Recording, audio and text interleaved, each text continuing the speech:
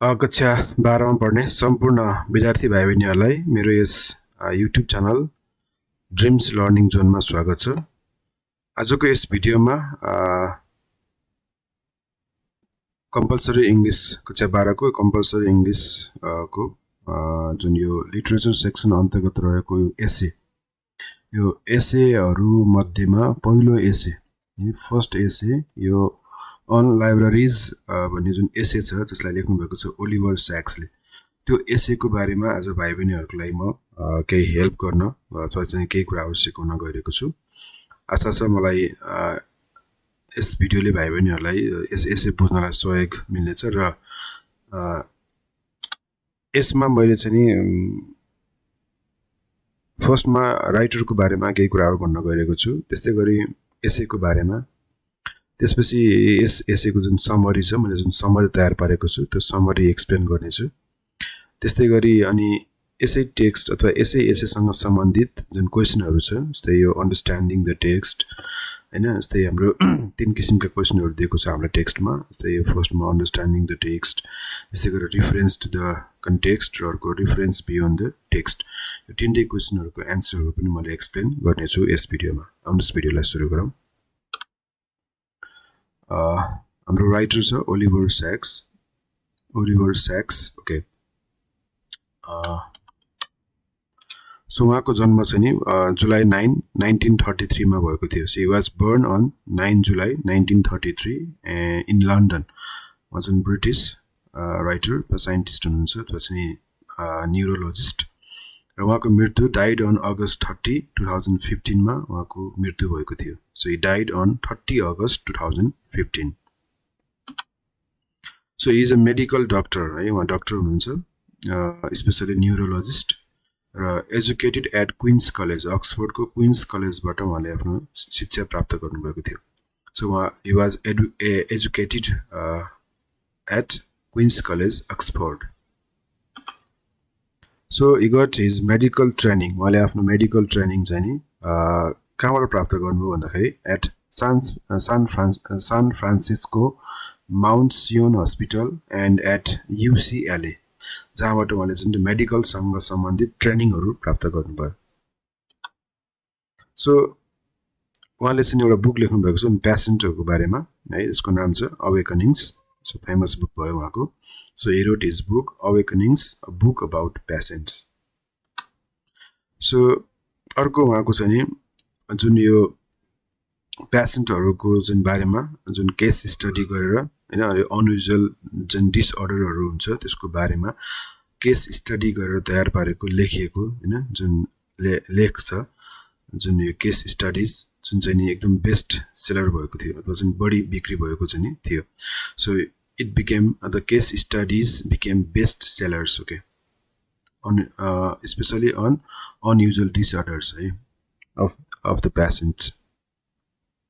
So focused on rare or dramatic problems of patients. So उहाँले चाहिँ खास गरी यो ड्रामेटिक अथवा रियर किसिमको प्रब्लमहरू हुन्छ पेसेन्टको, त्यस्तो कुरामा उहाँले फोकस गर्नुहुन्छ। उहाँको विशेष इन्ट्रेस्ट त्यो रियर किसिमको अथवा ड्रामेटिक किसिमको जुन प्रब्लम्सहरू फेस गरेर हुन्छन् पेसेन्टहरूले, त्यस विषयमा चाहिँ उहाँले जुन एक्जामिन गर्नुहुन्छ। द न्युयोर्क टाइम्स इन्टाइटल्ड हिम है, उहाँ न्युयोर्क टाइमले चाहिँ उहाँलाई के टाइटल दियो त हैन, के उपाधि दियो त भन्दाखेरि पोएट लाउरेट अफ मेडिसिन है। He was also called poet laureate of medicine. खास गरी यो न्युयोर्क टाइम्सले चाहिँ उहाँलाई दिएको टाइटल भयो है। अब उहाँको बुकहरू, उहाँले कुन कुन बुक, धेरै बुकहरू लेख्नु भएको छ, त्यो मध्येमा उहाँको केही मुख्य बुकहरू चाहिँ म यहाँ नाम भन्न गइरहेको छु। जस्तै एउटा छ फर्स्टमा छ अवेकनिङ्स, फेमस बुक भयो। त्यस्तै गरी अर्को man who mistook his wife for a hat, second writing भयो अथवा चाहिँ famous man who mistook his wife for a hat. Third छ म्युजिकोफिलिया, नम्बर 3। त्यस्तै गरी on the move, it's a memoir है, यो चाहिँ मेमोर भयो, स्मृति हैन, केही कुराहरू चाहिँ मेमोरीको आधारमा हैन आफ्नो मेमोराइज गरेर चाहिँ आफ्नो मेमोरीहरूको बारेमा लेख्नुभएको अन द मुभ, यो बुक भयो। र उहाँले अवार्ड्सहरू कहाँबाट रिसिभ गर्नुभयो भन्दाखेरि जस्तै फर्स्टमा Guggenheim foundation, the Guggenheim foundation त्यहाँबाट उहाँले अवार्ड प्राप्त गर्नुभएको छ। त्यस्तै गरी अर्को नेसनल साइन्स फाउन्डेसनबाट द नेसनल साइन्स फाउन्डेसन, त्यस्तै गरी the American Academy of Arts and Letters है, त्यहाँबाट पनि उहाँले अवार्ड प्राप्त गर्नुभएको छ। त्यस्तै गरी द रोयल कलेज अफ फिजिसियन्स है, यस्तै यस्तै अरू अवार्डहरू पनि पाउनुभएको छ। मेजर अवार्डहरूको नाम यिनीहरू भयो। अब एसेको बारेमा हेरौँ। यो चाहिँ सर्ट एसे है, this is a short essay. The short essay is posthumously so after death है। यो एसे यसको जुन एसे जहाँबाट झिकेको छ त्यस बुकको टाइटल हो everything in its place first loves and last tales भन्छ। यो चाहिँ नि आफ्टर डेथ उहाँको मृत्यु पश्चात यो पब्लिस भएको एसे हो, अथवा चाहिँ यो collection of essay published under the title everything in its place first loves and last tales है। यो बुकबाट लिएको एसे हो। यो अन लाइब्रेरी भन्ने जुन लाइब्रेरिज भन्ने जुन एसे हामी पढ्न गइरहेछौँ, यो एसे चाहिँ नि यस बुकबाट झिकेको a collection of essays in which, यो बुकमा त्यो कलेक्सनमा उहाँले के कुरा गर्नुभएको छ भन्दाखेरि रिकल्स हिज चाइल्डहुड इन इङ्ल्यान्ड है, उहाँको चाहिँ बाल्यकाल, इङ्ल्यान्डमा जुन उहाँको बाल्यकाल बित्यो त्यसको बारेमा होइन। He examines the passion of his life, praises intellectual freedom and his love of libraries. Right? So he examines the passion of his life, praises the intellectual freedom and love his libraries. त्यो कुराहरू चाहिँ उनको library प्रतिको जुन माया, जुन यो intellectual freedom होइन, freely पढ्ने जुन उहाँको इच्छा, जुन उहाँको त्यो भनौँ न सोख, त्यस्तै गरी उहाँको त्यो प्यासन होइन, प्यासन अफ लाइफ, यस्ता यस्ता कुराहरू होइन। खास गरी उहाँको चाहिँ बाल्यकाल, लाइब्रेरीमा स्पेन्ड गरेका टाइमहरू, त्यहाँको चाहिँ मेमोरीहरू होइन, त्यससँग सम्बन्धित कुराहरू राखेर लेख्नुभएको बुक हो everything in its place first loves and last tales है। यसबाट झिकिएको एसे हामी पढ्दैछौँ, त्यो के हो त अन लाइब्रेरिज। अब यसको एसे यस प्रकार छ। एसे अब एसे फुल एसे एक्चुअली भाइ बहिनीहरूले हेर्नु होला। अब त्यो पुरा एसेलाई एक्सप्लेन गर्दाखेरि भिडियो लामो हुनेछ, त्यस कारण मैले त्यस एसेबाट जुन समरी तयार पारेको छु त्यो समरीबाट भाइ बहिनीहरूलाई म यो एसे बुझाउने कोसिस गर्दैछु। Oliver Sacks was grown up with an oak-paneled library. अब उहाँको घरमा एउटा यस्तो किसिमको लाइब्रेरी थियो, लाइब्रेरी इन्भाइरोमेन्टमा होइन, घरमै उहाँको लाइब्रेरी थियो जुन उहाँको बुवाले स्थापना गर्नुभएको। त्यो लाइब्रेरीमा उहाँको चाहिँ त्यहीँबाट उहाँको जीवन सुरु भयो होइन। त्यहीँबाट उहाँले चाहिँ बुझेदेखि आफ्नो मेमोरीमा चाहिँ केही स्मृतिमा केही कुराहरू चाहिँ जुन रिमेम्बर गर्न सक्ने भएदेखि उहाँलाई चाहिँ त्यही लाइब्रेरीको बारेमा चाहिँ उहाँलाई दिमागमा आउँछ है। सो उहाँले चाहिँ फर्स्ट उहाँको मेमोरीमा फर्स्ट आउने कुरा भनेको त्यो लाइब्रेरी भयो, त्यहाँका बुकहरू। सो Oliver Sacks was grown up with an oak panelled library at his home inherited by his father. उहाँको बुवाले बनाउनु भएको जुन एउटा लाइब्रेरी छ अब त्यहाँ उहाँ हुर्किनु भएको थियो।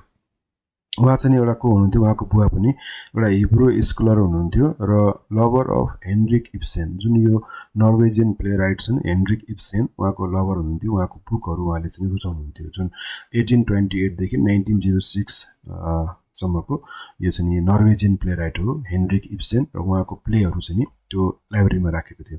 The library was full of Henrik Ibsen's plays, poems of his father's generation and adventure and history books है। बुवाको जुन पालाको पोएमहरू होइन, त्यस बेला लेखिएका पोएमहरू, त्यस्तै गरी आफ्नो जुन ब्रदरहरूले पढ्ने बुकहरू, जस्तै एडभेन्चर र हिस्ट्री सम्बन्धी बुकहरू, धेरै किसिमका बुकहरूले चाहिँ त्यो लाइब्रेरी भरिएको थियो। So he read the Jungle Book, र उहाँको भाइ ब्रदरहरूले पढ्ने जुन एउटा जङ्गल बुक, जुन एउटा English short story writer Rudyard किपलिङले लेखेको जुन जङ्गल बुक भन्ने जुन नोभेल छ त्यो नोभेल उहाँले पनि पढ्नुभयो। English short story writer, he like the adventure, र त्यहाँ चाहिँ नि त्यो बुकमा उहाँलाई सबभन्दा बढी के मन पऱ्यो भने त्यो एडभेन्चर, त्यो जर्नी, कसको त मौग्ली भन्ने जुन मेन क्यारेक्टर छ, फिक्सनल क्यारेक्टर छ त्यो बुकको त्यो क्यारेक्टरको एडभेन्चर उहाँलाई मन पऱ्यो है, उहाँले रुचाउनु भयो। So the fictional character of that book. His mother, अब दाजुभाइ बुवा मात्रै नभएर उनको राइटरको आमा पनि किताबलाई माया गर्ने र बुकिस टाइपको एकदम स्टडियस टाइपको पर्सन हुनुहुन्थ्यो। उहाँलाई पनि बुकहरू पढ्न मनपर्ने, बुकहरू कलेक्सन गर्न मनपर्ने। So his mother was also a lover of books, C had collected literature books by इमिली D.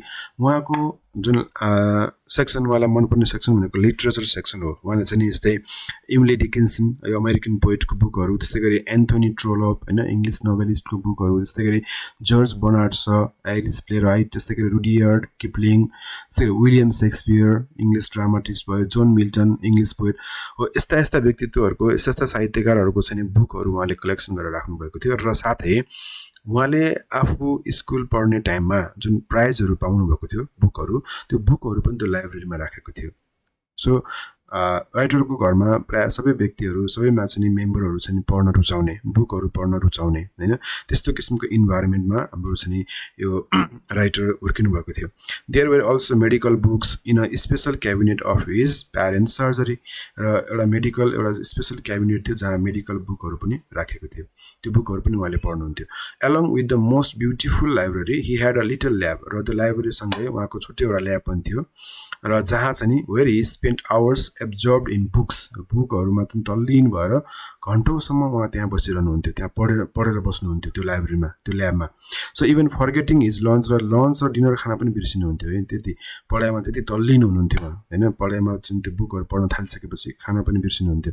The library and books were his first memory, उहाँको मेमोरीमा आउने सबभन्दा पहिलो चिज नै त्यो लाइब्रेरी र त्यहाँ भएका बुकहरू भयो है। बाल्यकालको चाहिँ कुराहरूलाई सम्झिँदाखेरि उहाँको मेमोरीमा सबभन्दा फर्स्ट आउने कुरा के त भन्दाखेरि त्यो बेलाको चाहिँ त्यो लाइब्रेरी बुवाको होइन, त्यस्तै गरी त्यहाँ भएका बुकहरू है। वेन सिन्स हि वाज अब 3-4 वर्षको एजदेखि नै उहाँ चाहिँ बुकहरूबाट हुर्किनु भयो, बुकहरूको वरिपरि बुकहरू थियो उहाँको होइन, बुकहरू देखेर उहाँ हुर्किनु भयो। Willesden public library at Willesden Green the UK. अब उहाँको लागि चाहिँ उहाँले चाहिँ आफ्नो ग्रोन अप इयर बिताएको, आफ्नो चाहिँ जुन बाल्यकाल बिताएको अर्को लाइब्रेरी भनेको चाहिँ विलिस्डेन पब्लिक लाइब्रेरी हो, जुन चाहिँ विलिस्डेन ग्रिन अथवा युके होइन, विलिस्डेन ग्रिन भन्ने ठाउँमा छ त्यो लाइब्रेरी। त्यहाँ उहाँले चाहिँ केही आफ्नो खुसीका रमाइलो दिनहरू, रमाइलो टाइम उहाँले चाहिँ त्यहाँ बिताउनु भयो आफ्नो चाहिँ grown up इयरको।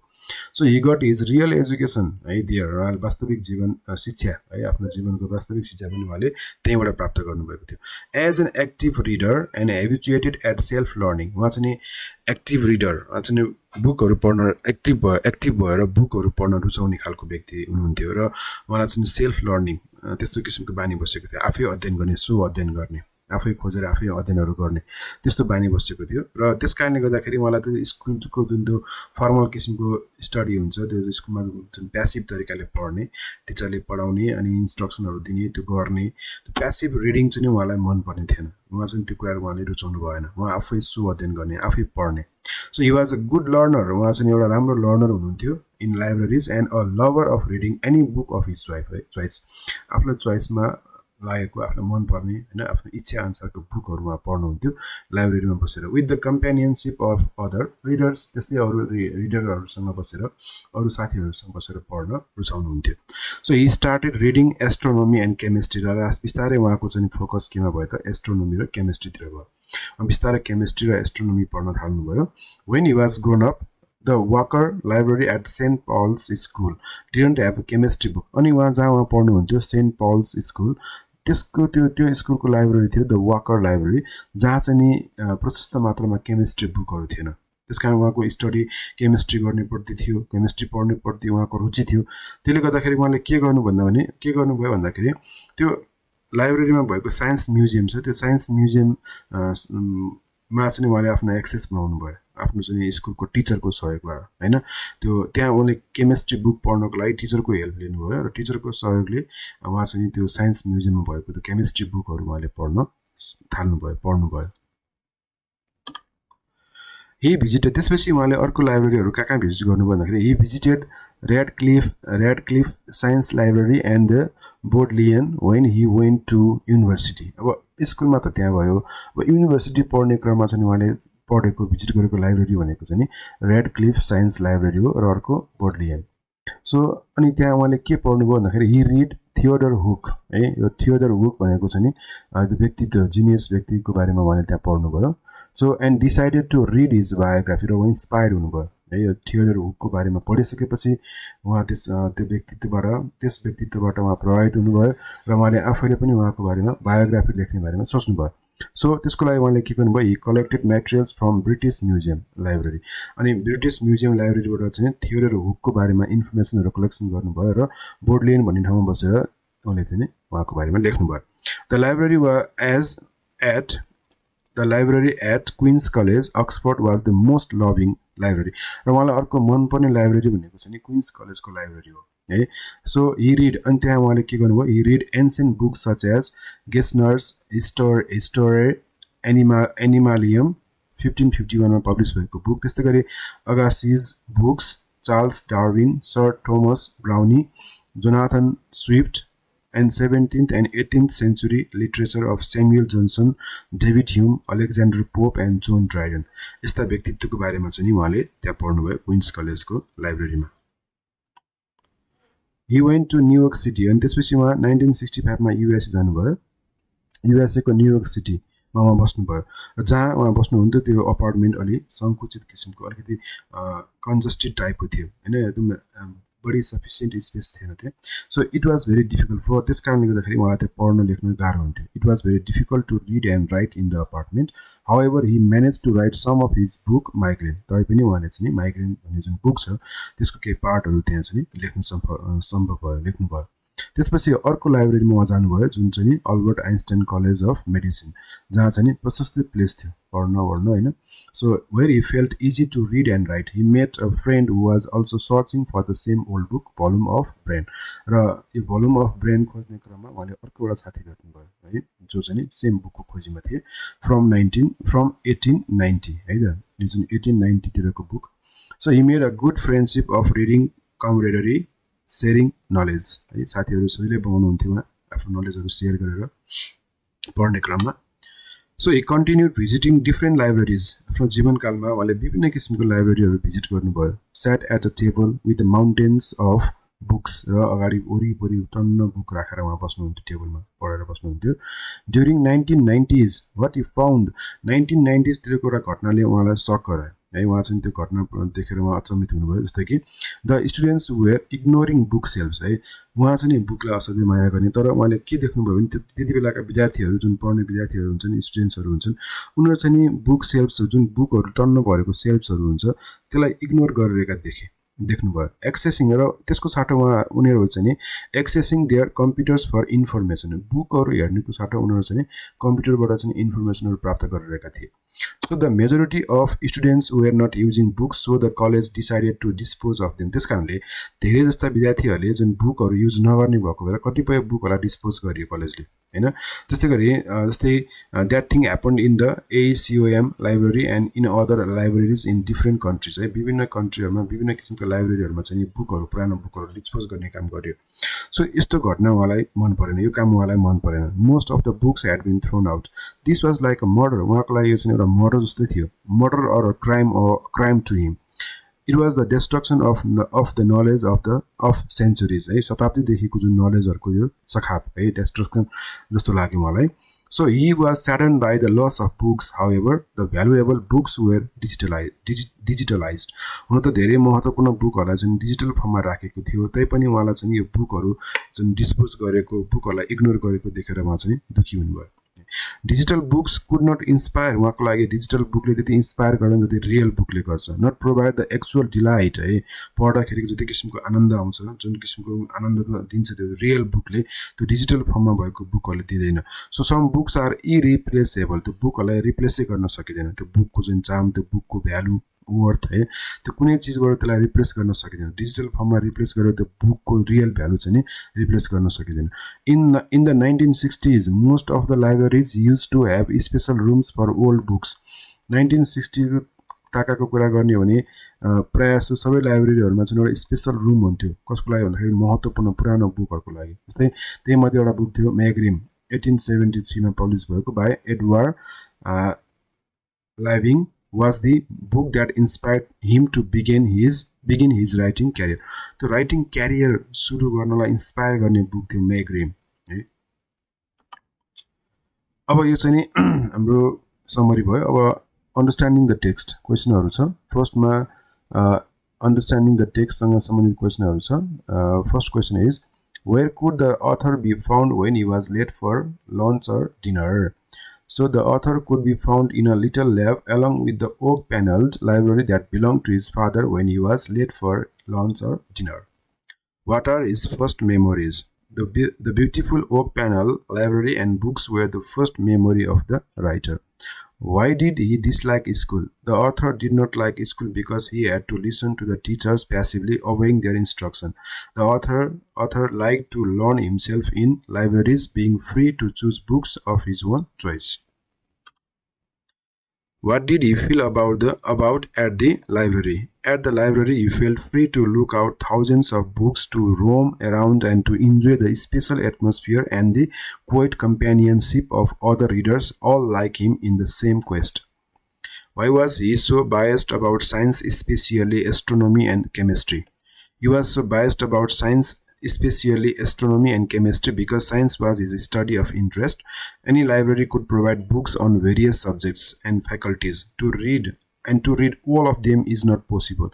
We must focus our study on a specific subject to get a wide range of knowledge on that subject. So the writer, to get specific knowledge, focused himself in astronomy and science. Why did he become so fascinated by Hooke? The writer became so fascinated by Theodore Hooke because he was greatly admired in the 19th century for his wit and his genius for theatrical and musical improvisation. He was said to have composed more than 500 operas on the spot. Okay. Describe the library at Queen's College. The Queen's College is a constituent college of the University of Oxford, England. It has a magnificent library building which was designed by Christopher Wren, one of the most highly acclaimed English architects in history. Beneath the library building, there is the vast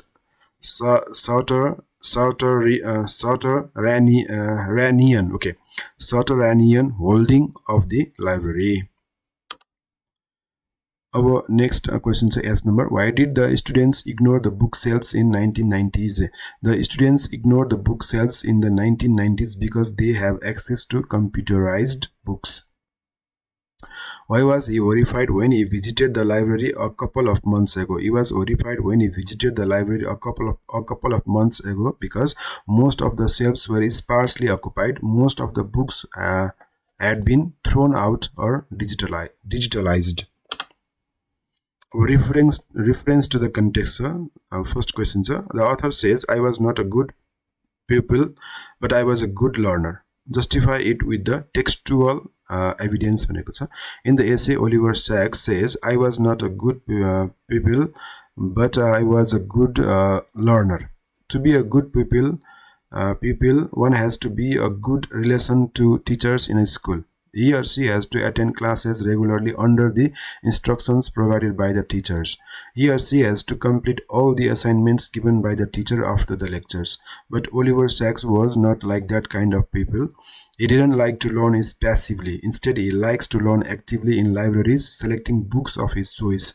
He loves reading varieties of books in library being free. A proverb says, nothing is pleasanter than exploring a library. Does this proverb apply in this essay? Explain भनेको छ. जस्तै the beautiful quotation, nothing is pleasanter than exploring a library by Walter Savage Landor talks about the happiness any studious person gets in a library. Any library provides enormous source of information on variety of topics. Nothing gives more satisfaction as reading of books gives to a bookish fellow.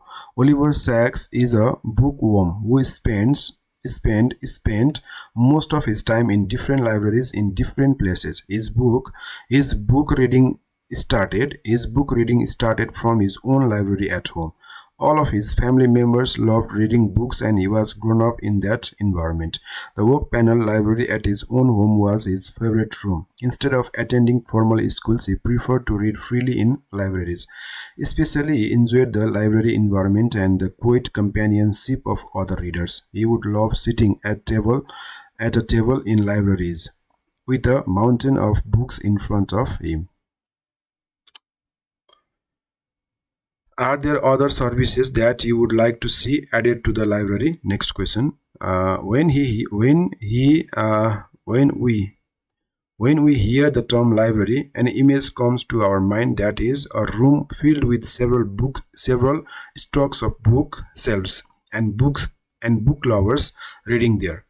In the past, the shelves were full of paper-based books. I would like to see libraries offering an abundance of additional services which we can enjoy. I like to have an access to audiobooks, ebooks, large print and braille materials, CDs, DVDs, internet access, community clubs, manuscripts, and so on. They could provide access to reading to different readers. Even blind people can read books in a library if they provide braille materials. Internet users can read ebooks there. Now next, reference beyond the text. Write an essay on libraries and their uses for students. यस टपिकमा एसे लेख्नु भनेको छ।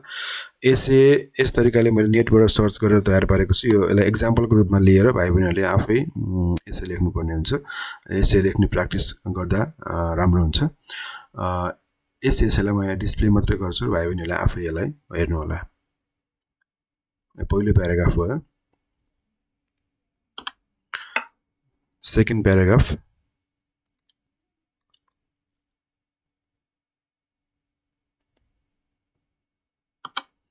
Third paragraph भयो।